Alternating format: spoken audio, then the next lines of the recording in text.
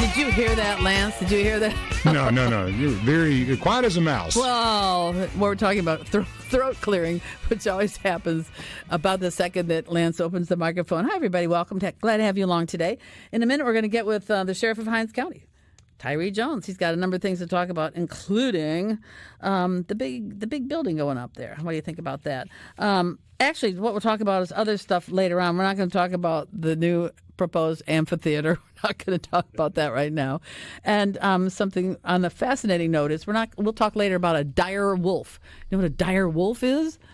No, I don't. No. You got to tell me what that is. It's a prehistoric, huge wolf. Better watch out. Well, yeah, I didn't see was it Game of Thrones? It was on Game of Thrones. Oh, okay. Okay, it's sort of like Jurassic Park, but somebody's developing them. Actually, they're with DNA from the dead stuff, old fossils, and then some gray wolves put in there, and they're making these things called the dire, dire wolf. You know, you hear of a dire situation or a dire wolf. I don't know what that is. Anyway, that's for later on. But let's talk with the sheriff because there's lots of things to talk about. First of all, I just have to sympathize with you and congratulate you for the beautiful way that you held the assassination, the killing of your deputy a few weeks ago. That was so difficult for you, and the only ones who carried it live was Channel 16, and they stayed with you, and while you were talking, and I just say you did a great job, and I'm so sorry for your loss. He was a good guy. Yeah, he was. I appreciate it. That was a very fluid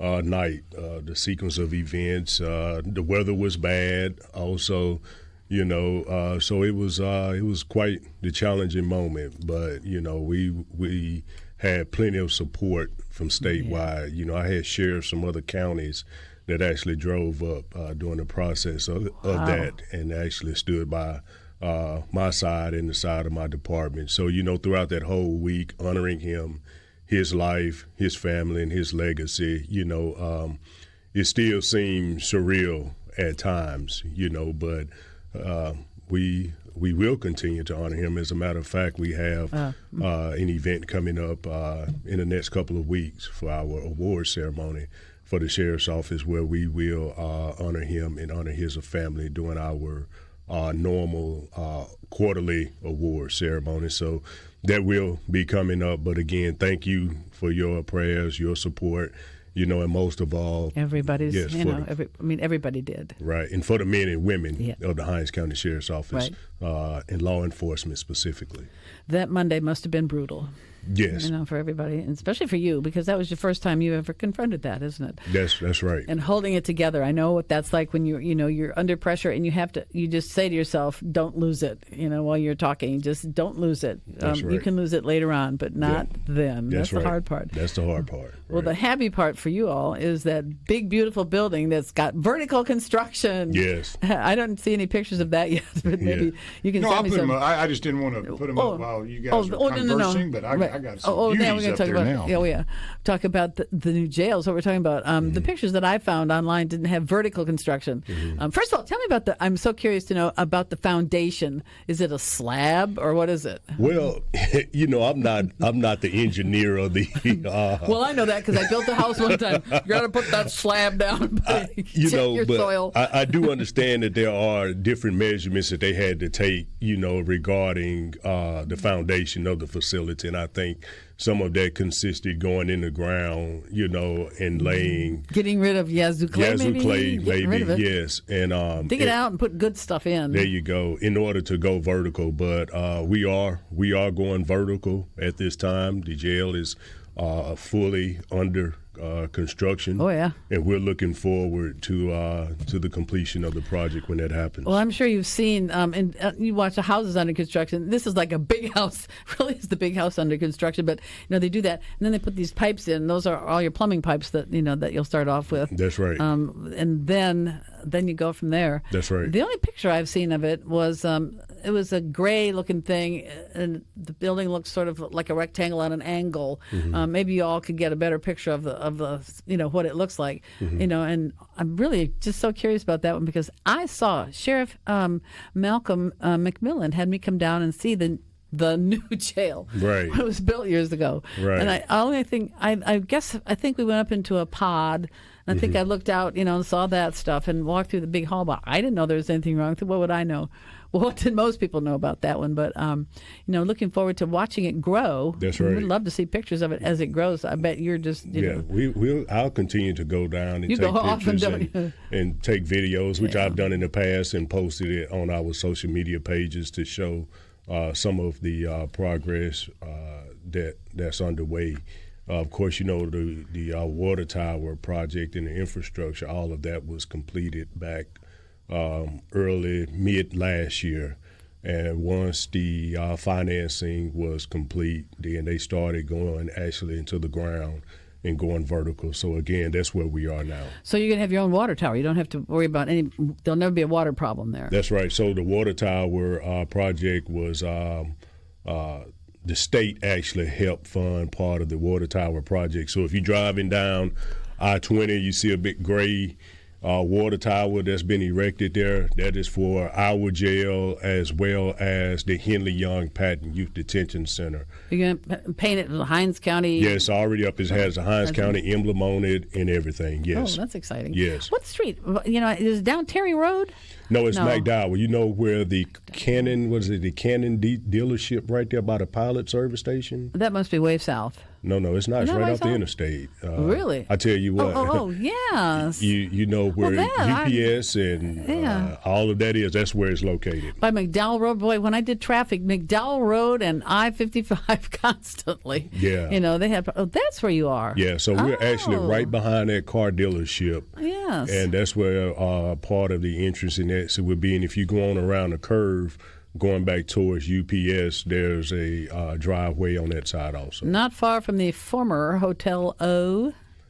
That would have been in front of you, slightly north of you, where people could come and visit. The Hotel O. Part of it has been torn down now, right? Hopefully all of it will be torn down before long. I actually drove by there yesterday, and it felt good to see a clean slab over there. And I was wondering, I said, well, I wonder what they're going to do with this, but either way it goes, it looks better with just a clean slab there. So kudos to the city and those that took part in getting that disaster, what I would consider it, torn down.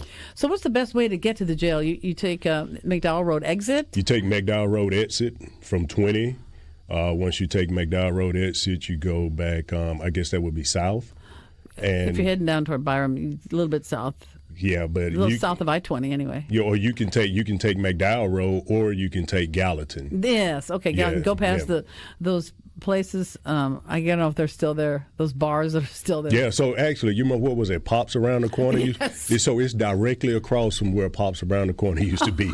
Right. Pretty adequately placed, I would have to say. When you said bars, that's what I immediately thought about was Pops Around the Corner. I had Bert take me to those places one time. I was shocked because I always heard that there were a lot of fights and stuff. When we went into either that one or there was another one, I can't remember. Yeah. Wasn't there another one? Anyway, it had tablecloths and everything. I thought, oh, gee, this isn't any fun at all. Yeah, it had some different activities going on there. Yes, they did, which would have been appropriate. But that's where you are. See, I thought you were way far south of there. No, that's where we are. So we're actually 5 minutes from downtown. Yeah, well, that's all the much better for everybody. Right. And there's room to grow. There's enough property in case you have to expand or whatever. You can do that. That's right. That's right. That's good. That's right. Have you ordered, or have the things been ordered? Like, for instance, the crucial locks. I mean, that is so crucial. Mm-hmm. Have they been ordered anyway from somebody?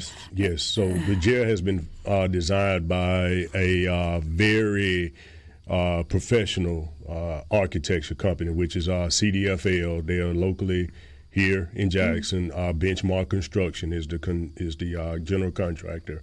But they have built jails throughout the state and possibly outside of the state. So we've actually gone to some of the facilities that they've actually constructed, and we are looking forward to what I would consider a very safe, secure jail facility this time. I don't look forward to the challenges that happened with the Raymond Detention Center. And for instance, ceilings, I think, didn't Raymond have, probably still does, just panels of stuff, that you put in your basement if you have a basement, that kind of stuff. It wasn't built to sustain the amount of time. And it, just in full transparency, looking back, it's just a poorly constructed facility. All the way around. Well, so you still, by the way, you're still under a court. The court is overseeing this. Is that right? Yes. Courts so you still have to go pay money and all that to keep that thing going because you have to keep those people safe. Yes, right. So, we're still under...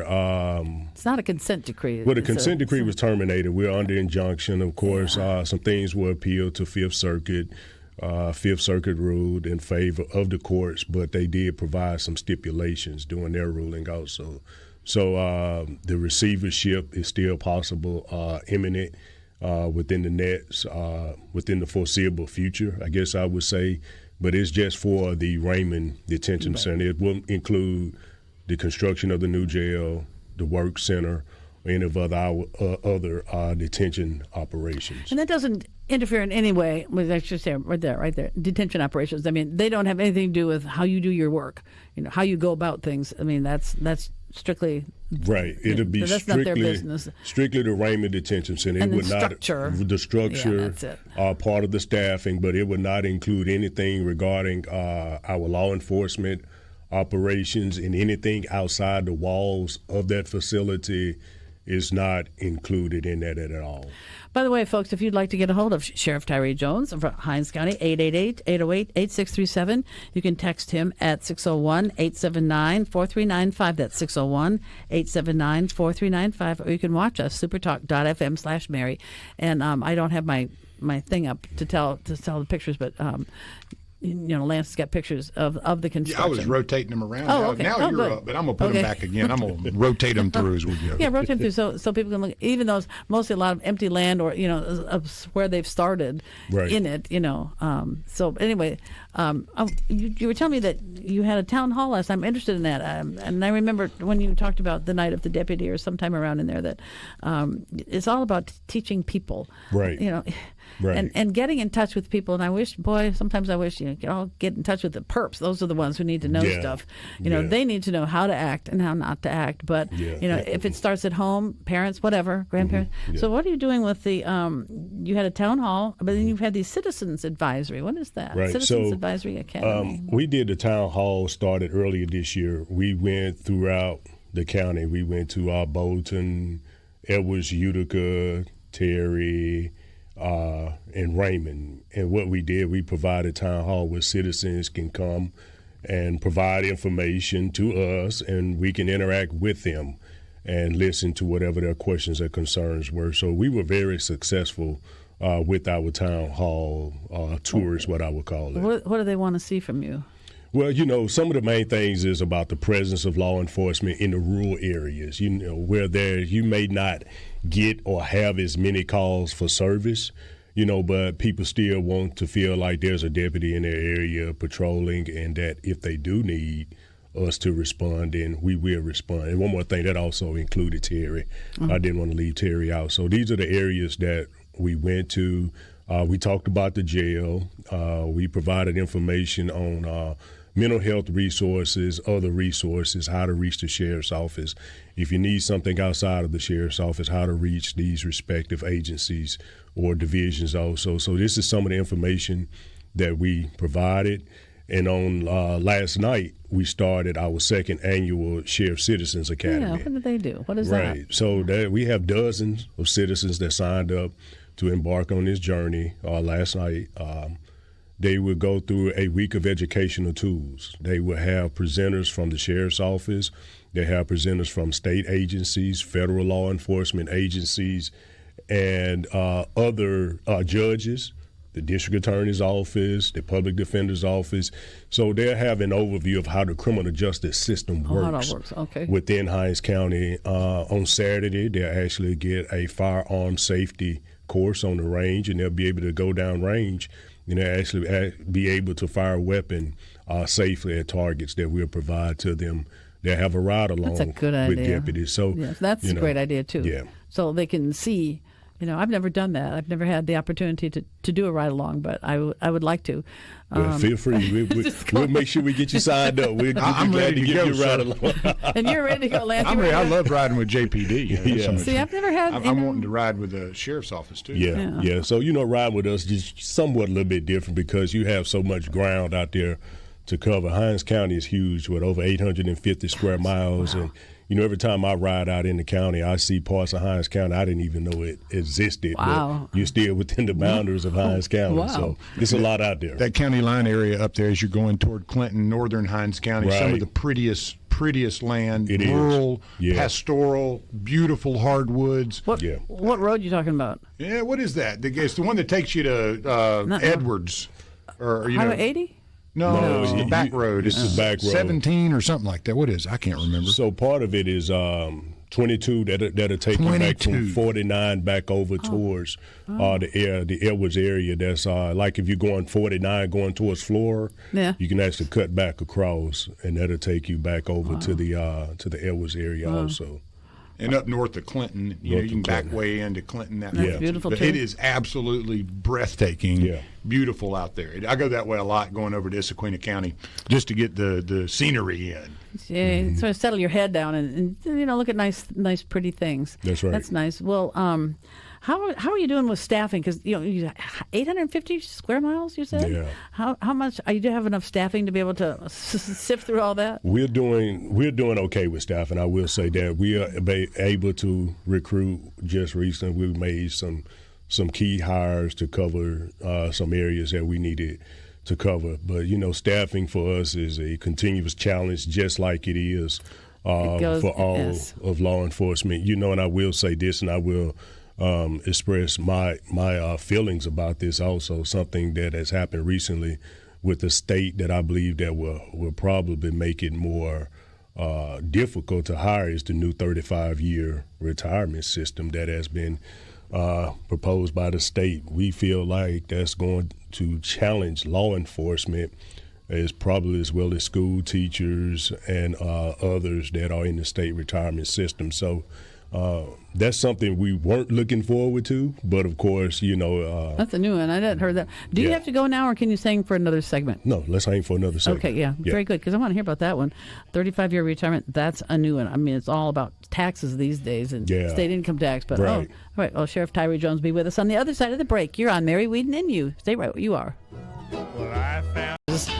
Remember the Sherry murders down on the Gulf Coast? Right. Oh, that was awful. Yeah, people were going around singing Dixie that one. Mafia. And then I shot the sheriff and all this stuff. Sherry murders was maybe mid-'80s or something like that? Yeah. Well, late, because it was late 80s, early 90s, because I was working for WLOX Biloxi up here, but that happened down there. Yeah. All I learned down there was how to pronounce the Chuticabuff River. It's spelled not like that at all. It's who knows what, it doesn't make sense. Anyway, so we've got Sheriff Tyree Jones in the studio. He's got one more segment with us. And as we were going to break, you were talking about, I had not heard about this. There's a proposal in the legislature to now have the retirement age after your term, after 35 years was 25. Then went to 25, you said. And then went to 30. Maybe 10, 15 years ago. Now they're talking about 35. Yeah. Whatever has happened with that? I guess they went home and didn't decide it because I'm not exactly sure. It has passed legislation and it's actually into. Oh. Yeah, so it takes effect soon. So it's part of. I think it's part of the tax. It could be the whole. Yeah, that thing's gonna. Yeah. The tax deal, the income tax deal. Yeah, but we just, I'm not exactly sure of all the language, but basically, I mean, there are some changes that will be made, for those income, and it won't affect us, those that have been, like when I got into the retirement system, it was 25 years, so it won't affect us and our benefits, but moving forward, and from a law enforcement perspective, that kind of makes it maybe a little bit harder for us to attract personnel, Yeah, I wonder how other states are doing that, or maybe are we up with them? I wouldn't have it. Since I just heard about this from you, I'm not exactly sure, but I do need to do some research because it's my understanding that one state possibly tried something similar to this, and after they realized the effects that it had, they had to go back and make some changes and reverse some of it. Ooh. Well, if you're talking about Kansas on that one, I think that was Kansas that had made the holistic changes and then did have to go back. Was it Kansas? I think so, yes, sir. Okay, maybe it was Kansas. I think it is because we've talked about it a bit. You have? We deal with this issue in the the political stuff in the mornings, and I had not heard that at all. With the House bill and the Senate bill now coming together and having the income tax bill, Right. in order That to shore up PERS for the future, which there's a perceived shortfall over the long haul, Right. they have reduced new hires, the benefits, such as what he's saying, the promises made, promises kept. If you came in under the 25, you stay there. Right. If Yeah. you're coming in now, it'll be a longer term to get to full retirement. Well, how Right. rough that'll be. I mean, this is a rough, tough business, as we all know. Yeah. Police work, LEO work, law enforcement officers is what LEO stands for, in case people are wondering Yeah. what that means. But it's a hard work, and even staying for 10 years would be it's a struggle. It's a wear and tear on you, physically and mentally. Some people can sustain it for a longer amount of time. I worked with some career law enforcement officers, and they were very good officers, professionals. But once they hit that 25 years, Yeah, really. they're gone. Yeah, really. Yeah, they're gone. And then up to 30, and then 35 would be, I Right. don't know, I think that would be very hard on anybody, let alone your business. Right. You know. And unfortunately, through the years, I've worked with some guys that worked a long time, and they retired. And after they retired, they didn't stay around with us long, and now we're talking about 35 years. That's quite the challenge. Absolutely. Yeah. It's hard on your mental health, and we Yeah. know that, and certainly very, very difficult on your physical health. By the Right. way, are you a physical? You're in great shape yourself. You must do a lot of exercise, I would presume. I do.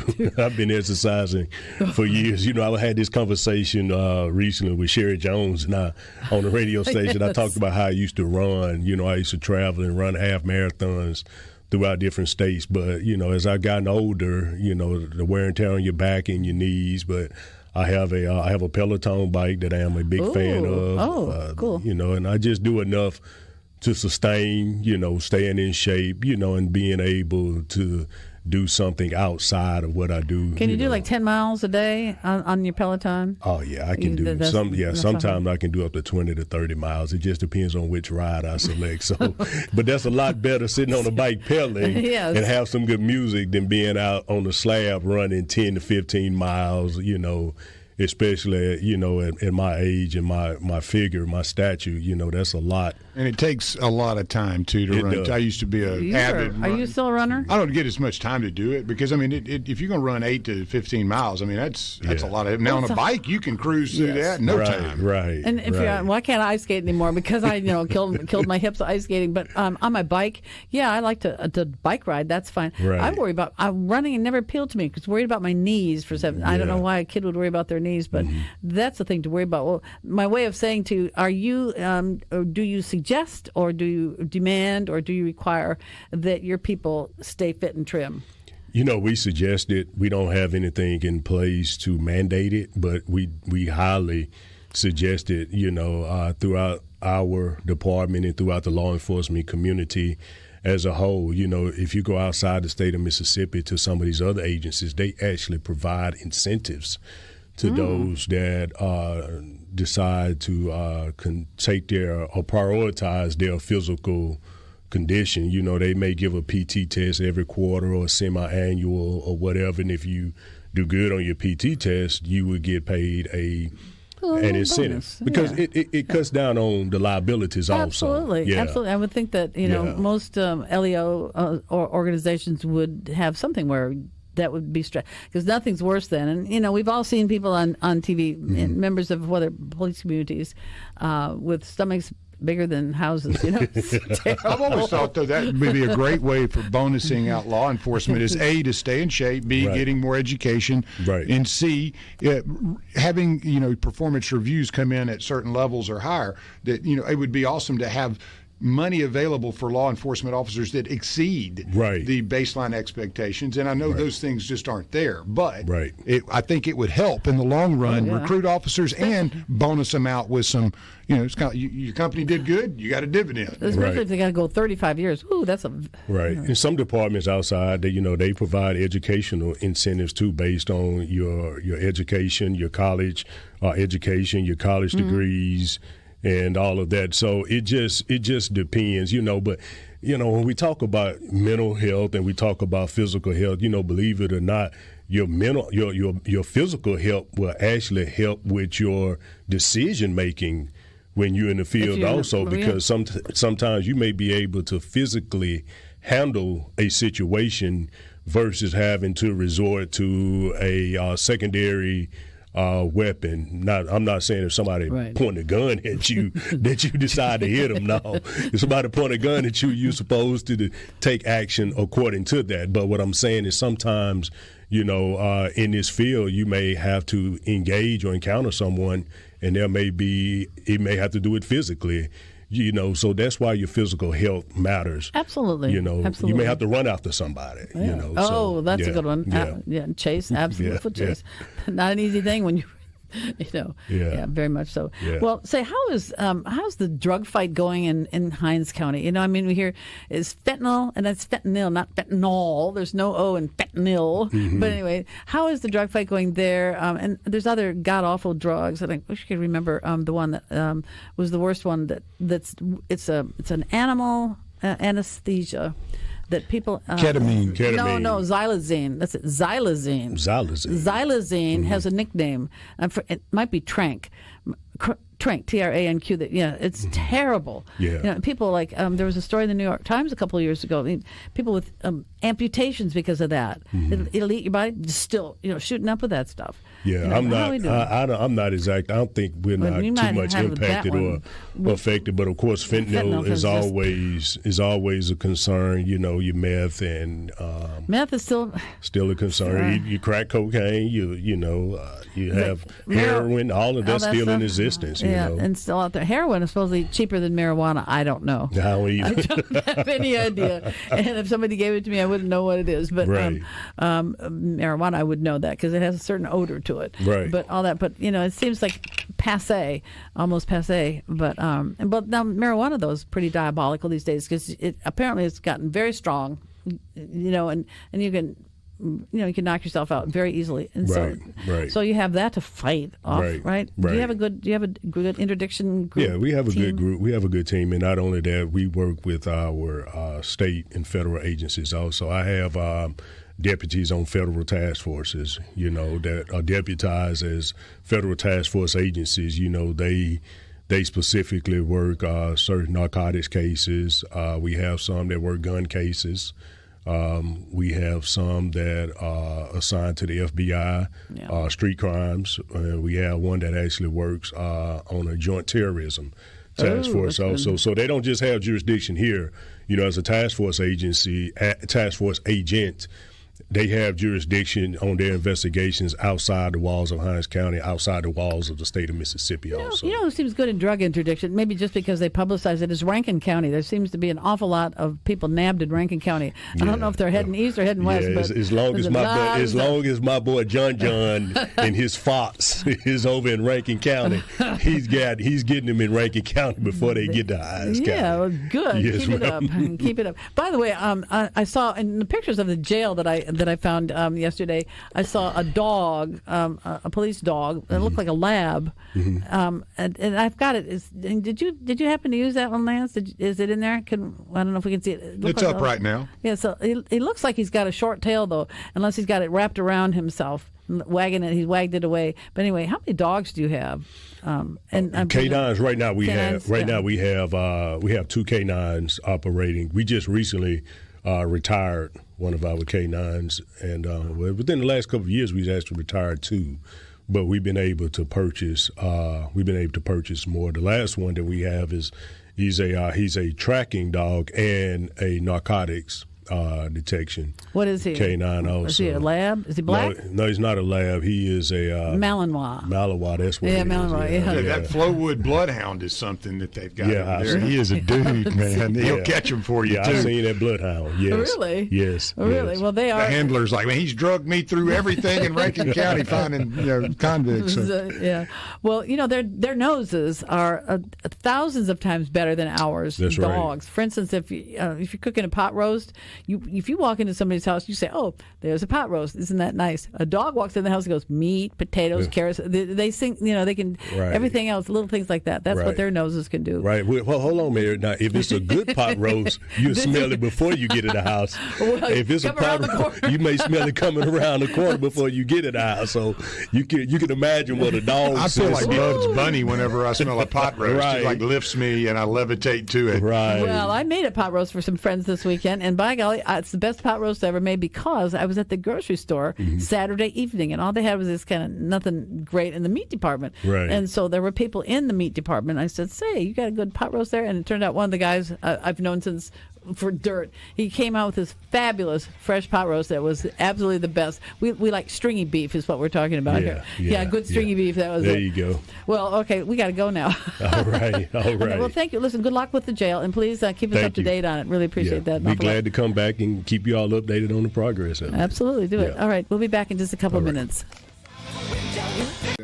See, I just discovered that I think if I make it out of here with my shoe not coming apart on me, I'll be surprised because it looks like there's got to blow out a wheel. Yeah, it's terrible. And I love these shoes, so I'm just going to get some good glue, super glue. The shoe goo stuff works good. Shoe goo? Shoe goo, Gorilla Glue. Who makes shoe goo? Is it called that? It's called shoe goo. You can usually find them at like at Academy or Dick's, places that sell shoes sometimes. Okay. And then the Gorilla Glue stuff works really well, good. The clear stuff. Yeah. No, I love Gorilla Tape. I mean, I've got my house holding it together with Gorilla Tape, didn't you know?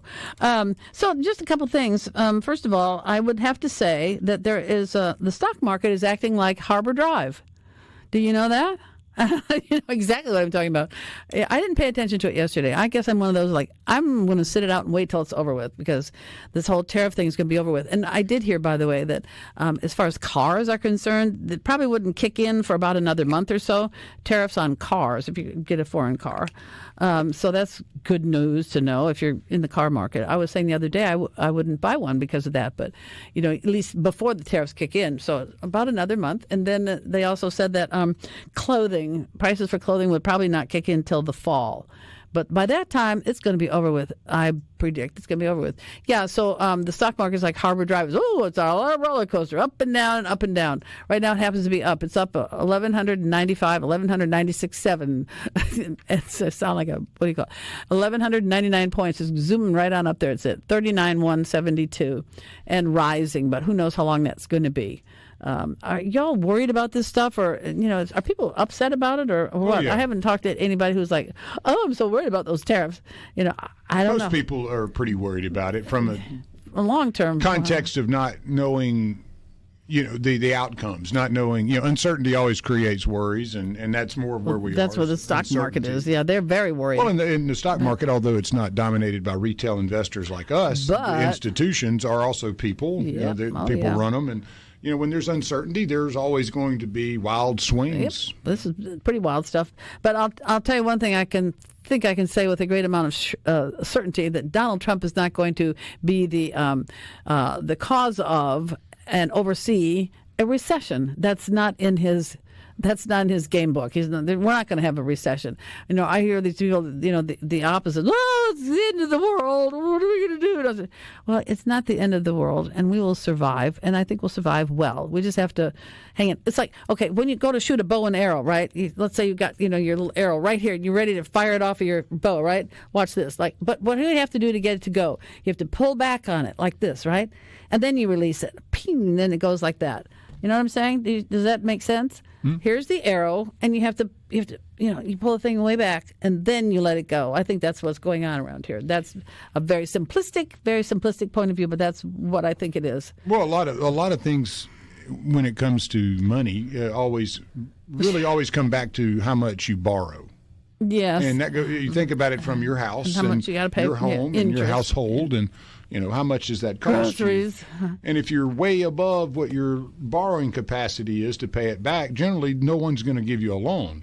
Yeah. Well, government works a little different, and they can just go to another government or they can print money. We don't have that. So, we've been printing money. That's the trouble. Sure, but I'm just saying, you and I don't get a chance. Oh, no, the state of Mississippi doesn't. When you don't have to balance your budget as the state has to every year, and you allow it to get a little bit out of whack, you're going to pay for that. But just like you're going to pay for high interest debt or anything. One thing you don't hear about at the state government level, though, is that they don't talk about bond issues. That's the debt, borrowing way of doing it. We have a balanced budget, but we got all this bonded indebtedness. Well, and bonds are weird in that there's a ladder of who actually gets paid if something defaults. And people can get subordinated pretty quickly as you run down that. So, again, I'm not sitting here telling you not to worry. What I'm saying is a lot of the worries that are showing themselves in this market is the reality that we have floated as an economy, as businesses, as human beings, the highest debt load in the history of mankind. And I promise you this, it's going to be bleep to pay. That's not going to be easy when you float as much debt as we have as a country, and you're wanting to cut this and renegotiate that. At the end of the day, your debt is the heaviest thing on you, and that determines a lot of the problems you have in your economy. It's how much debt you're carrying, the interest on that. Doesn't it make a whole lot of sense to cut out the junk, and the Social Security, by the way, is not being, if people are 150 years old, that will be cut. That will happen. But there's several. It's like a pitchfork. There's several prongs going after fraud and abuse, and used to be, and I didn't think about this till just now. I thought about it the other day, but I didn't write it down. But Mississippi used to have the highest Medicaid fraud situation in the country, and I presume that we've certainly cut a lot of that out. And that was a lot of the worry about. There was a lot of that. If it's on Mississippi's on stuff like that is what's being cut. Well, that's some of the worry about the expansion. Last year, there was a huge debate in the legislature about Medicaid expansion, and those memories are not far beyond. That's the truth. Medicaid fraud. Well, let's expand it by hundreds of millions of dollars. Well, if that fraud has not been rooted out of the system, you're probably going to get more of the same when you get the money. Well, then we need to be doged, for stuff like that. They've showed up. They are here. According to the lieutenant governor, they're here. They're ready to go to work. And what are they working on? Do we know? Is it Medicaid, or we don't know exactly what it is they're doing? There's some things I'm sure that they're looking into. Sure, that should be one of them. The reduction of your personal debt, trying to have a rainy day fund, and those things are very important in times like this. But again, as the government, our president, he's trying to reduce spending through waste. He's trying to reduce some spending through cutting some jobs, and he's also trying to renegotiate some trade deals to put us on a more level playing field. If those things are successful, probably not going to have a major issue, but if they're not, then who knows? Yeah, well, I'm talking about talk about jobs. If you had a job in a thing that is totally useless, a total waste, or totally fraudulent, then you're going to lose your job. I mean, that's just the way that happens. But if you are in a situation doing what it's supposed to do and doing it properly, then I don't think you have to worry about it. But if you're in a tough situation, I think maybe that's just me. Again, I know what it's like to lose a job. COVID, I lost a job through a text message from an employer that had 55,000 facilities in the country. You'd think you'd get a little bit more care in the roles you play for people, but no, we got a text message saying, hey, you're not needed anymore, and we'll let you know if we need you. And you sit around for months waiting for your job to come back. Did they pay you? No, of course not. Exactly. They kept the money. Of course. And you wonder, how did a lot of corporations get rich or richer? Well, they didn't pay me anything. They just fired me and kept the money. And so, at the end of the day, I know it's a terrible feeling to be without that purpose and that direction. And I have a great sympathy there because I've been there, and it's not easy. And for years, I went through this, waking up every day trying to find that purpose. And I have great sympathy for anyone, whether your job was essential or whether I've it was lost jobs, medium. but it didn't have anything to do with that. You know what I mean. It's not. You don't wake up going, "Yay, I lost my job." No, you it's don't. hard to find a job, and so Yes, hopefully it is. the conditions will be out there where folks can move from here to there and find great employment. But again, it's a process. Nothing's going to happen. Rome wasn't built in a day, and you didn't beat communism in a day either.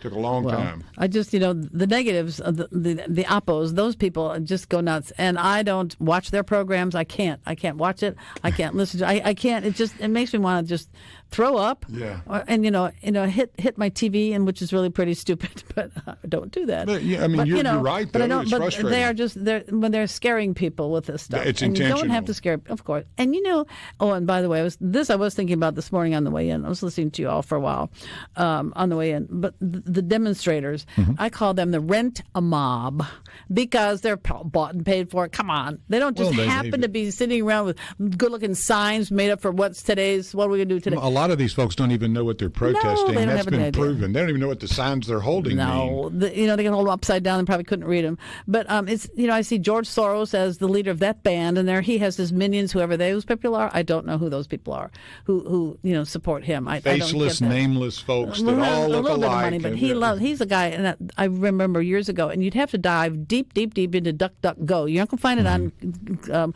Google because he's got money in Google, but like DuckDuckGo, you go way down deep, that he loves to finagle countries' monies, countries' financial situations, and this thing I read he has a long history of that. Oh, yeah, he has a long history of it, and I can't remember the countries, but that's what he does, and he's manipulating this. And he was Occupy Wall Street, BLM, and all this stuff. Well, he's a guy, if you go back to his early days. He's a self-hating Jew. Well, in the World War II times and on. I mean, he's a fascinating story of turning Jewish people into the Nazis, right? You talking about that? Well, he was employed to break the ruble.